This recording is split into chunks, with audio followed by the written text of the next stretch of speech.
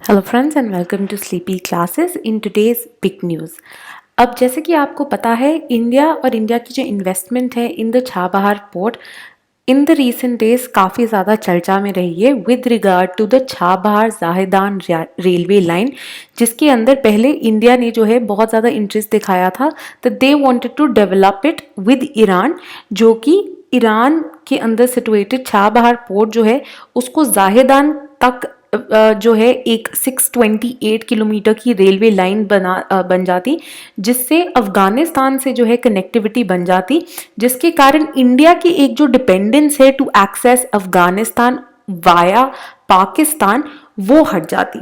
ना what is the issue, क्या main चीजें हैं जो कि इस पूरे छाबहार इन्वेस्टमेंट प्रॉब्लम से निकल के आई है, उनको देखना बहुत ज़्यादा ज़रूरी है। ना सबसे पहले we will be starting with कि इनफैक्ट छाबहार है कहाँ एंड इंडिया इतना इंटरेस्टेड क्यों था in developing Chabahar. Now this is an approximate map, right. यहाँ पे आप देख सकते हैं इंडिया है, this is your Kandla port located in Gujarat, this is your Mumbai port obviously in Maharashtra, ठीक है। बोथ ऑफ देम जो है काफ़ी ज़्यादा इंपॉर्टेंट पोर्ट्स हैं इंडिया के लिए। Now against the kind of string of pearl strategy जो कि चाइना ने अडॉप्ट की है, उसके अगेंस्ट इंडिया ने अपनी एक बहुत ही स्ट्रेटेजिक इन्वेस्टमेंट जो है वो की कहाँ पे, आपके छाबहार में, राइट। अब ये जो छाबहार है अगर आप इसको जियोग्राफिकली देखें, राइट, छाबहार में जो पोर्ट है it's called the Shahid Beheshti port. Now this is something जो कि काफ़ी टाइम से इसकी डेवलपमेंट की चर्चा हो रही थी। इनफैक्ट जो शाह ऑफ ईरान थे ही wanted to develop this port, but 1979 में जो है ईरानियन रेवोल्यूशन आ गई। इंडिया जो है 2003 ऑनवर्ड्स यहाँ पे इन्वॉल्व है, यहाँ पे जो है इंटरेस्टेड है, और तब से जो है ये पूरा एक इन्वेस्टमेंट का प्रोसीजर जो है कायम चल रहा है। अब छाबहार को अगर आप जियोग्राफिकली देख लेंगे, ये जो है आपका माकरान कोस्ट है, राइट। ये जो पूरा है this is your Makran coast which goes in Pakistan etcetera also, ठीक है। तो पूरा ये जो है आपका पूरा ये माकरान कोस्ट चल रहा है। अब यहाँ पे जो इनका प्रोविंस है which is called the Sistan and Balochistan province, right, उसके कोस्ट पे छाबहार लोकेटेड है। ना यू विल सी छाबहार जो है एक बहुत ही स्ट्रेटेजिक जगह पे जो है इसकी लोकेशन है, राइट। ये जो है आप देखेंगे ये गल्फ ऑफ ओमान है, यहाँ पे जो है आपका ओमान है, राइट, और यहाँ पे आपका ऑब्वियसली जो लोकेटेड है is your Chabahar in Iran, ठीक है। साथ ही जो आपका स्ट्रेट ऑफ हॉर्मुज है, राइट, ये जो है आपका स्ट्रेट ऑफ हॉर्मुज है, ठीक है। इसके माउथ जहाँ पे ये खुलता है वहाँ पे ऑब्वियसली योर छाबहार इज। तो इसकी एक बहुत ज़्यादा स्ट्रेटेजिक लोकेशन है कि एक तरह से Persian gulf, gulf of Oman और आगे चल के पूरे इंडियन ओशन को जो है इस एक जगह पे बैठ के कंट्रोल किया जा सकता है, ठीक है।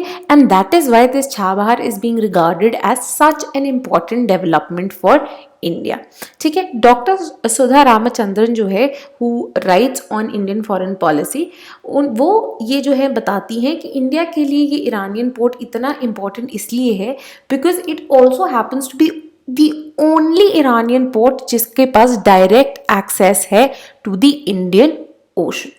साथ ही में इस पोर्ट को जो है गोल्डन गेट का नाम जो है दे दिया गया है।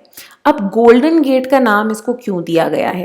गोल्डन गेट का नाम इसको इसलिए दिया गया था keeping in mind the entire infrastructure जो कि इसके अराउंड बिल्ड होना है, राइट। ना ही सिर्फ छाबहार पोर्ट, बट ये आप देख सकते हैं बीच में ये छाबहार जाहिदान रेल लिंक जो है, उसके बाद एक पूरा का पूरा हाईवे जो कि आपको अफगानिस्तान से आपको कनेक्ट कर रहा है, और साथ ही में इससे आगे चल के जितनी भी जो है आगे सड़कें जाएंगी जो कि इंडिया को ना ही सिर्फ अफगानिस्तान के साथ बट साथ ही में बाकी और सेंट्रल एशिया में जो energy rich central Asian republics है सच एज तुर्कमेनिस्तान, उज्बेकिस्तान, उनके साथ भी जो है लिंकेजेस बनाने का मौका देगी, ठीक है। तो स्ट्रेटेजिकली, एनर्जी वाइज, एक तरह से कम्युनिकेशन एंड लिंकेज वाइज हर तरह से ही जो छाबहार है इज एक्सट्रीमली इंपॉर्टेंट। अब ये जो चाबहार ट्रेड जोन है, नाउ वी हैव सीन इसकी कितनी इंपॉर्टेंट जो है लोकेशन है, ठीक है, मिडिल ईस्ट के पास है, आपके अफ्रीका के पास है। ये पूरा ट्रेड जोन जो है इंडिया के एनर्जी इंपोर्ट्स के लिए भी बहुत ज़्यादा इंपॉर्टेंट है, राइट, बिकॉज ईरान से obviously a lot of your energy is being imported, middle east से जो आ रही है, right. So what happens is, because आप यहाँ पे कितनी स्ट्रेटेजिक लोकेशन पे बैठे हो, तो यहाँ पे पूरा जो इंडियन ओशन है, जो कि आपको इंडियन पोर्ट्स ऑफ कांडला और मुंद्रा पोर्ट पे जो है ये लेके जा रहा है फूड और मटेरियल, जितने भी आपकी जो एनर्जी इंपोर्ट आ रहे हैं और जो एक्सपोर्ट्स जा रहे हैं फूड और मटेरियल के, राइट। अब यहाँ पे पायरेसी एक्सेट्रा के भी कंसर्न्स हैं, ठीक है। उन सब को टैकल करने के लिए चाबहार एक बहुत ही ज़्यादा इंपॉर्टेंट लोकेशन साबित हो सकती है। Very importantly, now इसके against one of the main reasons why India is developing Chabahar is also to counter, जैसे कि हमने पहले ही बात की थी, चाइना की जो Sea of Pearl strategy है, जहाँ पे इंडियन ओशन के अंदर वो हर जगह बहुत ही strategically investments कर रहा है, which is sort of encircling India, ठीक है।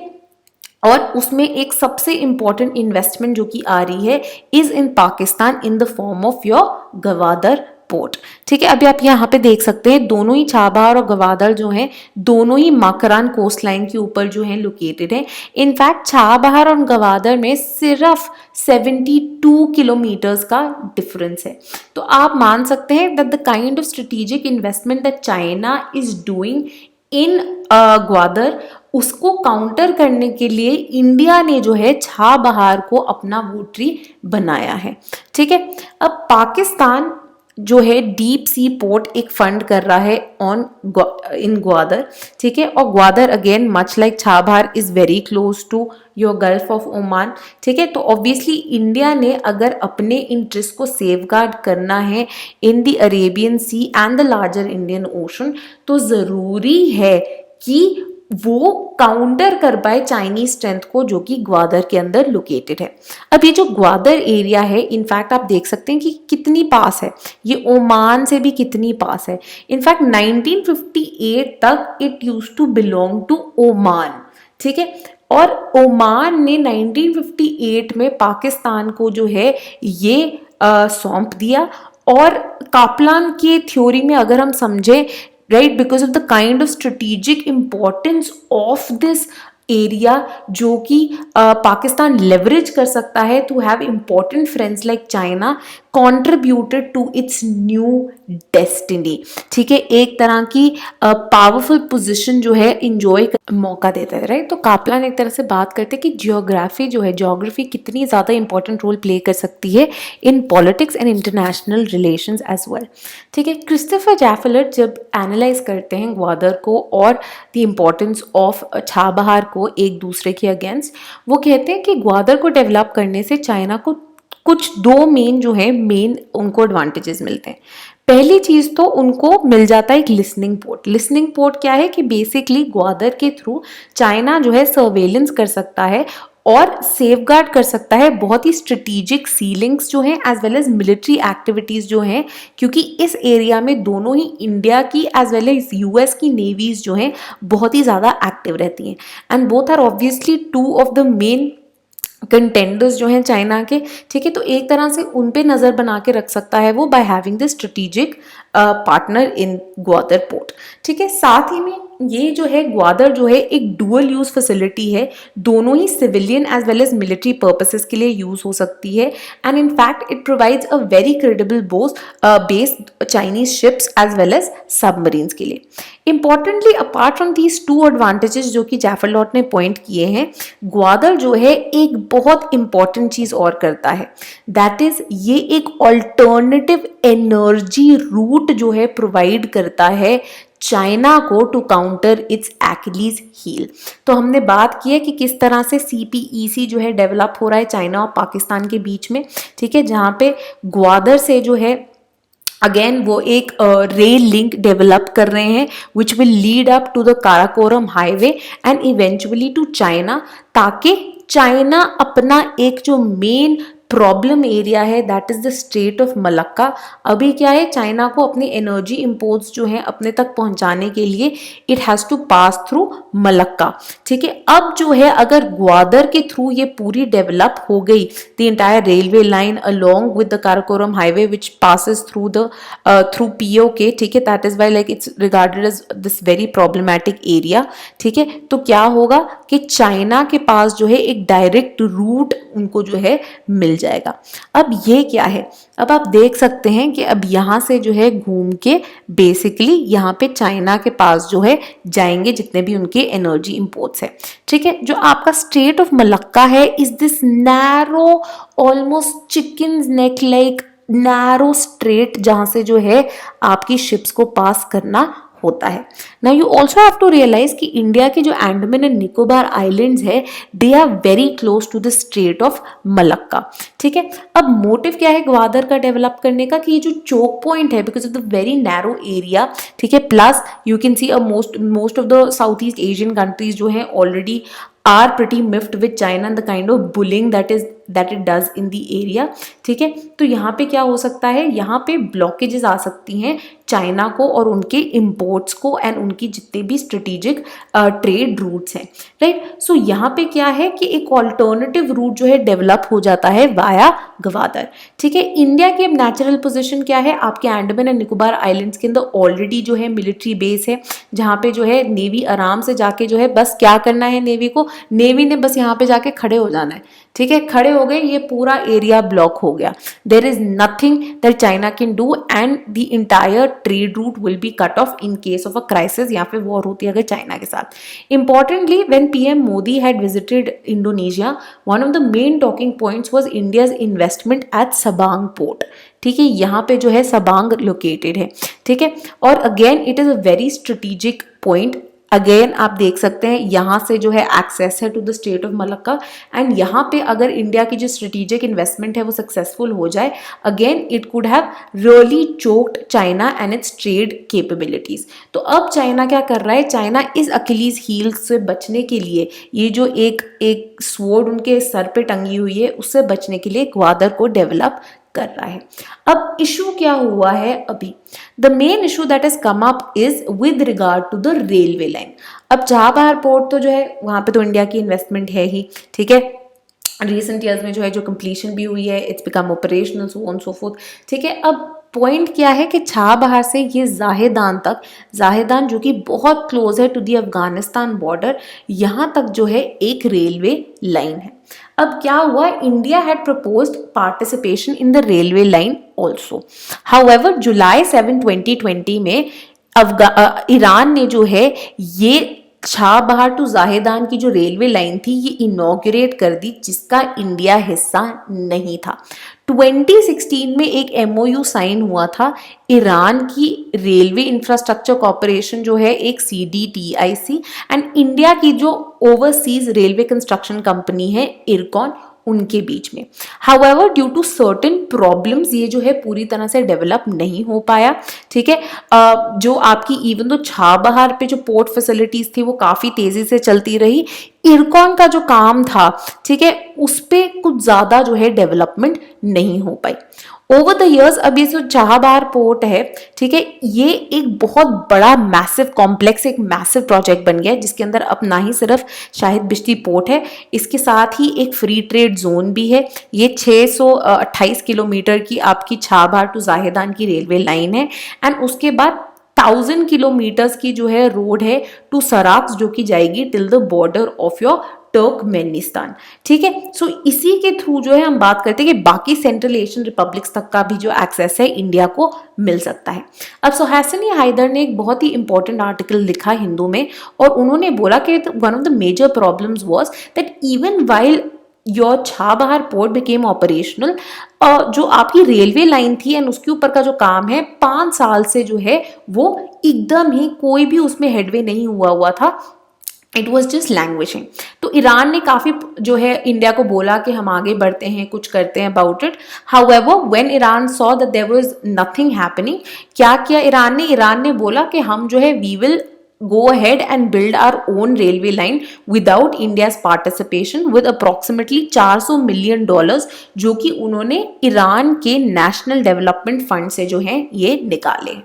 अब इसमें प्रॉब्लम क्या है कि ईरान जब खुद डेवलप कर रहे हैं तो इंडिया को प्रॉब्लम क्या है, ठीक है, या फिर इंडिया जो है 5 साल तक कुछ कर क्यों नहीं पाया, ठीक है, 5 साल तक एक तरह से इंडिया और ईरान के अंदर जब उन्होंने पोर्ट डेवलप कर लिया था वो रेलवे लाइन पे आगे क्यों नहीं बढ़ पाए।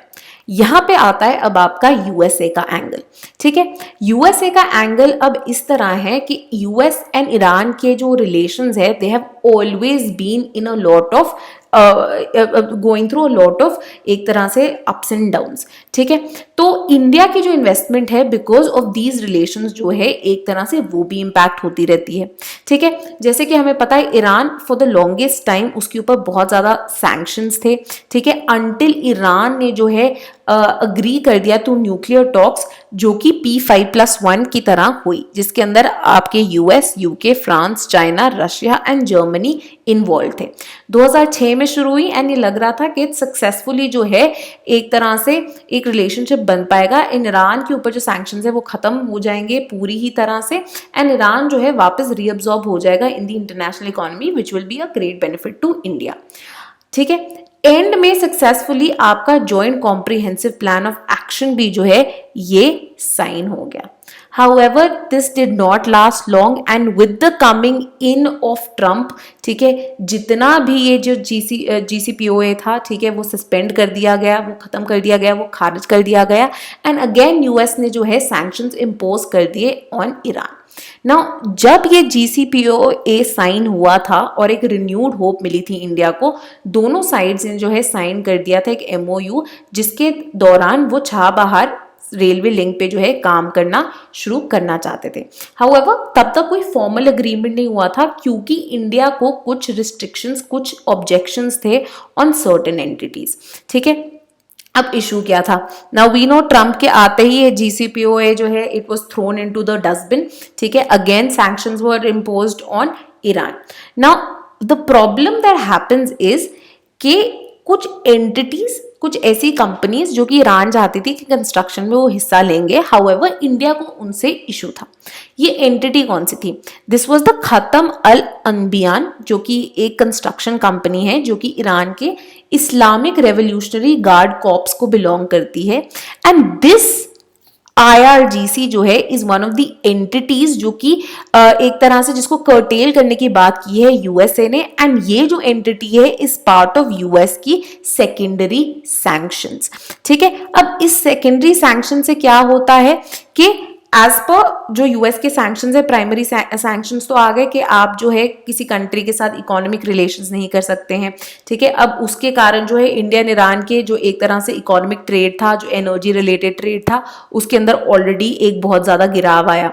जो सेकेंडरी अब क्या हुआ था, ये छाबहार पोर्ट जो था ना, छाबहार पोर्ट के लिए एंड इसके रिलेटेड जितने भी और प्रोजेक्ट्स थे including the Chabahar Zahedan rail link, right, उसके लिए यूएस ने वेवर दे दिया था कि इंडिया जो है इन्वॉल्व हो सकता है छाबहार पोर्ट की डेवलपमेंट में, ठीक है। इसके रिगार्डिंग हम आपको कोई प्रॉब्लम नहीं है, इस पे हम कोई सैंक्शन नहीं लगा रहे, ठीक है। And this was a very strategic move by US also because they realise कि ग्वादर जो है चाइना उस पर डेवलपमेंट कर रहा है एंड इंडिया और यूएस की जो ग्रोइंग एक क्लोजनेस है, तो एक तरह से इंडिया की जो इन्वेस्टमेंट है इन द छाबहार पोर्ट वो बहुत इंपॉर्टेंट मानी जा रही थी यूएस द्वारा to counter the Chinese influence in the area. But now what happens is कि इवन दो इस छाबहार प्रोजेक्ट एंड रिलेटेड जितने भी उसके rail links, highway, so on so वो था, उसके लिए तो वेवर मिल गया, बट जो सेकेंडरी सैंक्शन है वो क्या कहते हैं कि कंट्रीज जो हैं किसी एक डेजिग्नेटेड एंटिटी जो है जिसको वेवर नहीं मिला है फ्रॉम यूएस स्क्रूटनी, उसके साथ काम नहीं कर सकते। तो अब यही प्रॉब्लम आ गई दैट इवन दो छाबहार को तो वेवर मिल गया है बट जिस कंपनी को इन्वॉल्व करना चाहते हैं उसके ऊपर यूएस के सैंक्शन है and India obviously does not want to miff US. So what happens is that there was continuous stalling in the start of the project because India wanted Iran कि आप जो है इस कंपनी को मत involve कीजिए in the project, ठीक है। अब you have to look at this entire scenario in the larger geopolitics के, ठीक है। अब क्या हुआ है, मिनिस्ट्री ऑफ एक्सटर्नल अफेयर्स ने बोला कि not just the loss of railway link but in fact India का जो ONGC विदेश लिमिटेड की एक जो बहुत इंपॉर्टेंट इन्वेस्टमेंट मानी जा रही थी, which was the development of an Iranian gas field project called Farzad B, ठीक है, जिसके थ्रू काफ़ी देर से जो है टॉक्स चल रही थी, 2009 ऑनवर्ड्स जो है टॉक्स चल रही थी, उससे भी इंडिया को कट आउट कर दिया गया है। Now these things become even more important given the fact that India जो है stands to lose a lot, ठीक है। अब US के sanctions है तो obviously उनके बीच में जो ट्रेड है is already dropping। ईरान के जो चेंजिंग कंडीशंस है उनको जो एक तरह से इकोनॉमिक हार्डशिप अब झेलनी पड़ रही है वो भी बहुत ज़्यादा प्रॉब्लम है। इन इंडिया ने जो एक तरह से स्ट्रेटेजिक ऑटोनॉमी की हम बात करते हैं, right, with regard to its relations with Iran, ये strategic autonomy is obviously curtailed because of the kind of relations that India is now having with US. Now this becomes even more problematic because Iran जो है उनकी growing closeness हो रही है with China. In fact, recently announcement I on 2 projects, right, जो कि China और Iran की 25 ईयर पार्टनरशिप जो है, जो कि $400 बिलियन अमाउंट करती है, जिसके थ्रू वो इंफ्रास्ट्रक्चर बिल्ड करना चाहते हैं, एनर्जी रिसोर्सेज बिल्ड करना चाहते हैं ईरान में। तो ऐसा लग रहा है कि ईरान जो है शायद और भी ज़्यादा इन्वॉल्व हो रहा है बीजिंग के साथ। इनफैक्ट ये भी माना जा रहा है दैट चाइना की investments will not just be restricted to new projects, but in fact it might also be invited in Chabahar and Chabahar से related projects as well. Importantly, China जो है can be a very good balancing point for Iran, जिसके ऊपर US के इतने sanctions हैं, because China के पास technology भी है जो कि ऑयल के लिए यूज हो सकती है, और साथ ही में चाइना की जो ऑयल रिक्वायरमेंट्स है वो भी काफी ज्यादा ह्यूज है। तो एक ऑल्टरनेटिव मार्केट हो सकती है ईरान के लिए, एक ऑल्टरनेटिव ह्यूज मार्केट हो सकती है चाइना। साथ ही में दोनों कंट्रीज ने रिसेंटली एक 3 साल के लिए $3.39 बिलियन की जो है डील फाइनलाइज की है, जिसके थ्रू वो प्रोड्यूस करेंगे LPG, जो कि आपकी लिक्विफाइड नेचुरल गैस है, आपकी LNG जो है लिक्विफाइड नेचुरल गैस जो है, सॉरी, राइट, कहाँ पे ईरान के जो कुछ बहुत बड़े नेचुरल गैस फील्ड्स हैं, that is the South Pars natural gas field. So एक तरह से ये माना जा रहा है that now in a situation when India can not practice its strategic autonomy with regard to relations with China, क्या हो रहा है that now Iran is trying to balance with regard to Iran, now Iran is trying to balance India and the kind of relationship that it had with India based on civilizational relations, based on say close people to people contacts. अब वो जो है बोल रहा है कि मैं balance out करूंगा चाइना के साथ, which can be a huge threat to India, ठीक है। अब यहाँ पे जो है अब हम क्या करें, क्या ईरान का लॉस बहुत ज्यादा मैसिव है, right? Should we just forget US and try to balance things out with Iran, or should we also focus on other areas? Now C राजा मोहन का एक बहुत ही इंपॉर्टेंट आर्टिकल आया था जहां पे उन्होंने बात की कि जरूरी है कि इंडिया रियलाइज करे that it can balance Iran with the Arab world, ठीक है। तो सी राजा मोहन कहते हैं कि इनफैक्ट ईरान के अंदर जो टमल्शियस कंडीशंस एग्जिस्ट करती हैं, द काइंड ऑफ सैंक्शंस जो कि ईरान पे लगाए दिए जाते हैं, सो इंडिया ने जितनी इन्वेस्टमेंट की है उतना India doesn't gain right from Iran जितना it can gain from the Arab world, ठीक है। तो राजा मोहन का कहना है दैट इनफैक्ट जब हम ईरान के साथ अपने सिविलाइजेशनल रिलेशंस देखते हैं, इनफैक्ट वैसे ही रिलेशंस हमारी अरब नेशंस के साथ भी हैं। We have a lot of Indian immigrants who are in a lot of Arab countries, right? A lot of remittances flow from all these Indians who are working there, and साथ ही में बहुत ज़्यादा commercial engagement भी है with Arab gulf, जो कि बहुत ज़्यादा है विज़ावी ईरान, जिसके ऊपर इतने सारे सैंक्शंस जो हैं लगे हुए हैं, ठीक है। साथ ही में वो कहते हैं देखिए लार्ज कंट्रीज और उनकी डीलिंग्स में ऐसे ऊपर नीचे जो है, ऐसे चढ़ाव और उतार जो है वो होते रहते हैं, right? This is a kind of risk that is involved in both domestic as well as international investments जो आप करते हो। So India shouldn't really take to heart this loss of a railway contract, ठीक है। Furthermore हम देख रहे हैं कि Iranian economy obviously already crippled है, so how much can you gain from them, ठीक है। साथ ही में जो है यूएस जो है बाकी कंट्रीज को भी, जैसे कि अगर इंडिया इन्वेस्ट या बिजनेस करता है ईरान के साथ या ईरानियन एंटिटीज के साथ, it seeks to it will lose out on the kind of relationship that it is developing with the US. तो सी राजा मोहन का क्या कहना है दैट इंस्टेड ऑफ ईरान आप जो है अरब वर्ल्ड पे फोकस कीजिए, ठीक है, जो कि एक तरह से बहुत ज्यादा अब इन्वॉल्व होना चाहते हैं। They will be open to really engaging with India in political, economic as well as technological domains। ठीक है, साथ ही में ही पॉइंट्स आउट 3 मॉडरेट अरब नेशंस जो हैं in the form of Egypt, Saudi Arabia and UAE, जो कि रैडिकल फोर्सेस को काउंटर कर रहे हैं रीजन में और वैल्यूबल पार्टनर्स की तरह इमर्ज हो सकते हैं डिस्टेबलाइजेशन एंड टेररिज्म की फोर्सेस को कर्टेल करने के लिए। ठीक है, साथ ही में सी राजा मोहन का ये कहना है कि चाइना की जो ग्रोइंग इट फुटप्रिंट है even in West Asia, in Middle East, उसको कर्टेल करने के लिए India now has to engage with these new entities as well with far more vigour. ठीक है, recently in fact C Raja Mohan points out that UAE ने जो है अपना पहला home grown Arab space mission launch किया from a Japanese rocket. UAE का जो स्पेस प्रोग्राम है it is one of the examples कि किस तरह से अरब कंट्रीज जो हैं ऑयल से हटके, जो एक इनकी ओवर डिपेंडेंस है with regard to economic their economic development जो कि ऑयल पे है, वो अब ऑल्टरनेटिव एनर्जी रिसोर्सेज पे मूव कर रहे हैं, हायर एजुकेशन के अंदर इन्वेस्टमेंट में मूव कर रहे हैं एंड टेक्नोलॉजी हब्स को डेवलप करने के अंदर जो है मूव कर रहे हैं।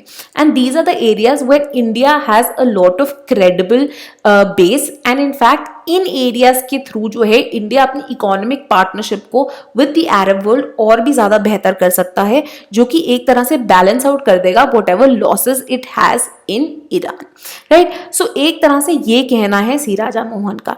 However at the same time we obviously can't even ignore Iran. ठीक है, तो हमें एक तरह से एक अगेन एक मिडिल अप्रोच अपनानी पड़ेगी जहां पे we keep building alternative relations in the Arab world, right, but at the same time हम साथ ही में क्या करते हैं कि जिस तरह से हमने इजराइल एंड पैलेस्टीन के इशू के अंदर जो है एक जो डीहाइफिनेशन की है, उसी तरह से अरब एंड ईरान की तरफ भी जो एक तरह से वो अपने इंटरेस्ट दिखाते हैं उसको भी डीहाइफिनेट कर सकते हैं। That just because they are getting more and more involve with Arab countries does not mean that they have to completely give up their interest in Iran.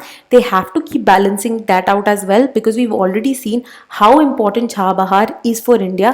But now it depends कि India किस तरह से अपनी foreign policy को mould करता है ताकि वो इन दोनों ही चीज़ों को बैलेंस आउट कर सके और अपने नेशनल इंटरेस्ट और नेशनल सिक्योरिटी को जो है प्रिजर्व कर सके।